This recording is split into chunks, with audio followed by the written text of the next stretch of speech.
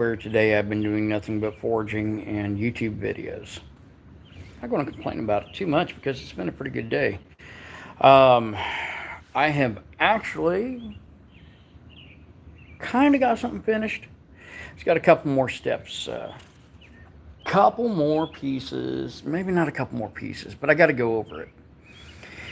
As with any build, the artisan creating that piece, completing that build, never really feels that the build is complete. Why is that? Because the one who creates it can see every imperfection, knows every point that could be improved. And some people would say, well, why don't you, when you're doing something like that, why don't you make every piece perfect? Well, very simple. I'd never get anything done. I make that many knives, and I love making knives and swords and axes and cool stuff. YouTube videos. So, what I have, I'm going to do a reveal. I'm not going to let you guys see this yet. Not going to let you guys see this yet. We've done a lot of sword review videos with like Cass, Iberia, with Chinnis Cutlery. Did some cold steel tomahawk and axe reviews. And what I have right over here that I'm going to put the camera in front of, but pointing the opposite direction, is something really cool. And if you've been following my videos, you might actually recognize some of these. Actually, let me see. I had to use a step when I was doing the cold painting on this one piece. And that piece is literally right over here, right next to the camera, but you guys can't see it yet. What I'm going to talk to you guys about first is what a reverse falchion is. A falchion is generally a single-edged European sword. And the edge is usually over here. And on mine, it's on the inside. Now that gives an advantage, much like a kukri, especially something forward weighted and down curved, even though that's ever so slightly. This is a cool one. I'm looking forward to getting this one completed. I'm going to take more time than I did on the other one, which means it's going to be forever. And on this particular reverse falchion, I used a 1080 high carbon steel blade. Forged it out, ground it. It was quite heavy. And now it's down to, on the spine, round about 3/16 of an inch, a little less. And I'd seen reverse falchions in books. I'd seen them in some movies. First one I ever saw a reverse falchion in was Braveheart, and they were quite rudimentary, very crude. And then Tristan and Isolde Morholt's sword, which I would love to have a reproduction of that one. But I decided that I would go ahead and make some reverse falchions. I forged the blades. I think I did the videos on that. I forged guards for one of them. This guard is actually by Mike Peterson of Mike's Damascus LLC. And Mike was Forged in Fire runner-up on the Bardiche episode. So a friend of mine, fellow Forged in Fire competitor, well, game, thank you very much. And I had an idea, and I did not get that idea completed in time. And that idea was that I was going to make this blade and take it to Blade Show in Atlanta and have it photographed with a companion knife. I didn't get it heat treated before we went. We've been quite busy on a lot of projects. Those projects include Forge a Memory Family, which there's a link in the description for that. Our business here, Axon Maine Forge a Memory. There's a Facebook link in the description for that. And also, we'll be teaching once more at the Turtle Island Preserve. Eustace Conway from Mountain Men. You might have seen that on TV. Amazing place. We'll be teaching there September 6th and 7th with Robbie Bowman from Iron Mountain Metalcraft, who's also Forged in Fire alumni, seasons 3 and 4, episodes 5. I decided that I was going to go something a little, I was going to go a little different. And why? Because I got a hold of some old Blade magazines. And I remember back at that time period, I was also looking at museum replicas magazines, and it seemed like every sword had a companion dagger or companion knife. So every rapier had a main gauge. And I thought, I'm going to make a companion knife for that falchion. And I've been throwing around ideas, and I'm getting those ideas finalized. And I think these are, and have been described by other people as some of the most badass orc swords and weapons that you could ever imagine, that actually, were used, probably not by orcs, but were used on the battlefield in medieval Europe. And so that's what I've been working on, is getting some of these done. So I made 3 blades. I made 2 reverse falchions, and I made the companion knife, all out of 1080 high carbon. Thank you, Serene Soundscape Collective. Casey, how's it going? And I got these heat treated. We do our own heat treat generally. And so I got around to get them heat treated after we got back from Blade Show, and started putting them together. And I was like, okay, which ones do I put together first? Do I get together the ones that potentially may be submitted for publication, or do I kind of do a practice piece first? Because when I did the forging, I did 2 blades for one reason, and that was to make a practice piece. Okay, so that practice piece is right over here in the vise. If you guys haven't subscribed, it's a great time to take that opportunity and do that, because I do a lot of build videos, do a lot of review videos, and hope you guys enjoy them. And by subscribing and sharing them out. Are you one of these Mythbusters? No, I was not on that. I was on Forged in Fire, and I was on Master of Arms, though. 1, 2, 3. That's cool. So anyway, I wanted to build some reverse falchions. And I decided that I was going to incorporate a few aspects of some other swords. Oh, it's all good, dude. I had somebody ask last night. They asked, Cheyenne was doing a copper blade build, and somebody got on here and was like, hey, is this Forged in Fire? I was like, no, but these are people from the show. So anyway, what you can't see, if I turn that camera slightly, you will be able to see it. And I promise I will show you. What I have here is my practice blade. This is my practice sword, if that makes sense. I believe if you're going to make one awesome piece, I mean, you can just completely pour yourself into it. But if you want to get good at it, repetition is key. So practice, repetition, and enjoying what you do. If you hate it, you'll never make it. All right, and sometimes you get poured into something to a point where you do end up hating it, and I don't hate this. I don't hate this. There are points that could be improved, as with any piece.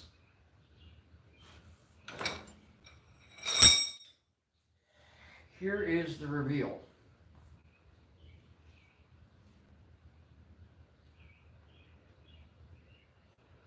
This is the Talon ring pommel reverse falchion.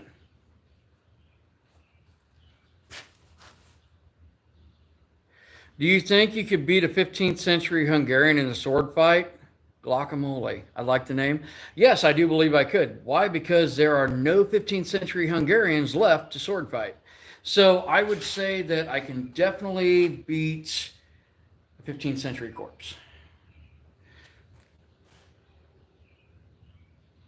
Good for you, Stance 350Z. So this, I'm going to give you the specs on it. This is 1080 high carbon steel.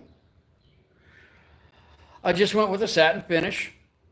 It has what I refer to as a combat edge. And putting a razor sharp edge on a sword like this is going to do 2 things: make it very sharp and dangerous, as a sword should be, I suppose. But making it too sharp also blunts the blade upon use. Now, this is, have anything Arabian or Mediterranean? Not at the moment, but I do make them, yes. That's for cutting off. I mean, buy it, that's your thing. Uh, the guard is forged 1018 mild steel. It has an acid etch finish, so an acid wash finish using phosphoric acid. The handle material is stabilized maple that I did stain. This is the material is made by James Davis. And then I went with a ring type pommel, a rather heavy ring type pommel with a pass through peen tang. Now, some of you may be asking, what could I have improved on? A lot. One, I could have finished this down to where I didn't have a few little pock marks from this being a forged blade. Do I sell them? Yes, I do. There is a link in the description for our Axon Main Forge memory location where you can, it's a Facebook link and you can message us through there. And this particular piece, I wanted it to be more than a one hand. So it's more of a hand and a half. So something of this size, using, if you want additional power behind your strike, you can grip it two hand, especially something that is this broad. Now, let me see if I can get a tape measure. I've got one around here. Of course, I don't have it when I need it. Damn. Oh, here's one. So this is not a huge sword by any means, but it is reasonable size for what it is. It is a 22¼ inch long blade, and we're at 8 inches to the end of the pommel. So 30¼ inches overall length. Max width on this blade is going to be right about there at 2 3/4 inches. And spine of the blade is max right about 3/16. Now, I was thinking about putting a false edge on this, and I may still. I don't know. It's not that I can't do it, but I get to a point and I say, hey, this is finished. Now, I was talking about things that I could have done better. I could have taken more time on this. Absolutely could have taken more time. This is a peen pommel, and I did a cold peen on it. I could have made the fit up for the pommel a little better. It's solid, but it could have been better. My peen on the tang here is ugly. Generally, I will put a cushion, if you will, of JB Weld or some form of epoxy resin between my contact points, just to make sure everything's holding together. And I had, when I did the forging on the guard, I came up with a little better way to do that afterwards. So it didn't fit up as tight as I could, so I did close that up. The handle could have an overwrap on it, then you wouldn't be able to see it. My fit up here could be a little better. It's visible that it's not down to zero. It works. So on this particular piece, there are many aspects that I said I could have done that better. I could have carved the handle. I could have made it prettier. There's so many different ways that I could have improved on this. But you know what? I want to make another. And I'll make another after that. And I'll keep making them because that's awesome. And it's a talent that I developed over several decades, and it's something I enjoy doing. So 123 says, how to preserve my sword in storage. I don't want it to get rusty nasty. There's a lot of products you can use. One, you can put some silica gel packets in with it to help draw moisture away. Storing it in a climate controlled area definitely helps to prevent condensation and such, and also using rust preventatives like Renaissance wax or Wicked Wax. Wicked Wax is beeswax based, Renaissance wax is microcrystalline. Or like I have recently been using Wolf Premium oils, and those are all different types that we of rust inhibitors that we use. Yes, Annie, I do make these. This is one that I just finished. And I appreciate you guys saying it looks great. And I'm not saying that it doesn't look good. I'm just saying that there are points on this. Well, there are lots of points. Terrible dad joke right there. There are points that could be improved. So, one thing I haven't done yet. God, I hope I don't mess them up. I really haven't had a chance. It does move quite nice. I haven't had a chance to move with this at all. And I think with that forward weight, that would deliver a devastating cutting blow. Ever tried Damascus? All the time. I've got Damascus over there that's made from Meteorite 15 and 20 and 1095 powder. But I do Damascus quite a bit, yeah. I don't know if I've got any, like I've got one piece over there that's a Meteorite Damascus that's published in Knives 2023 on page 227. One most unusual knife in 2022 at the GAKC show. It's got human femur bone for the handle and 100-plus-year-old wrought iron fittings. I'm sure now that I've said that, I'm going to have to get that out and show you guys. So let me set my sword down over here. Cautiously. I haven't even checked my balance point on that. But no, we do Damascus. That's my Bowie knife I carried down at Turtle Island that is, it's been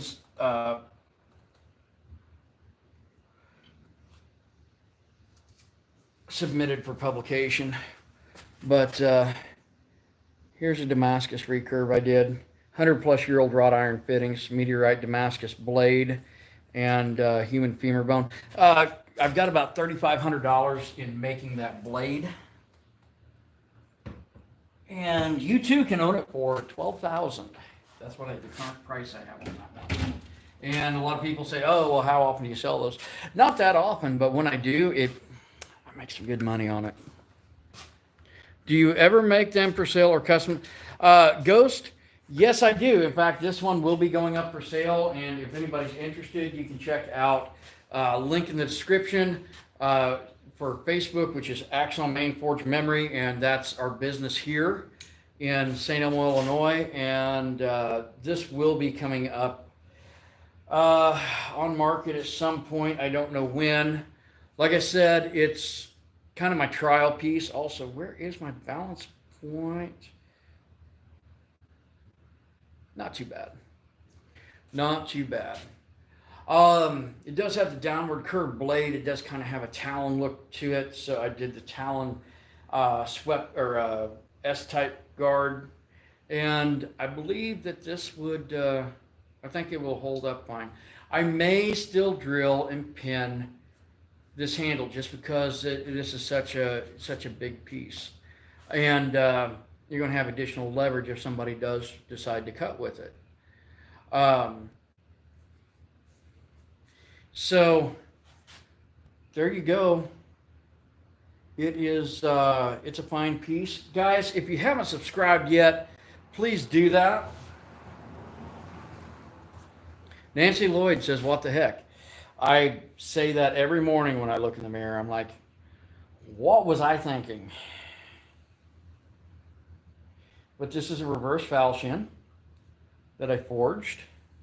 And I'm going to be putting it up for adoption at some point. Like I said, I may still drill and pin the handle just to make it a little more, just to make it just slightly, ever so slightly stronger. But right now it is a complete piece.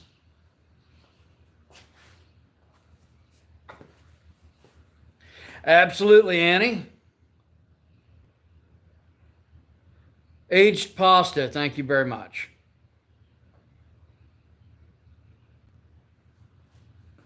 So, guys, this is like my third YouTube video today. Part of it was fitting up the pommel for this. Another was I was doing hot forged guards for a bunch of knife blades. We're always doing something in the shop here, and always encouraging people to be creative. And we want to encourage you to be creative. Check out Forge and Memory Family.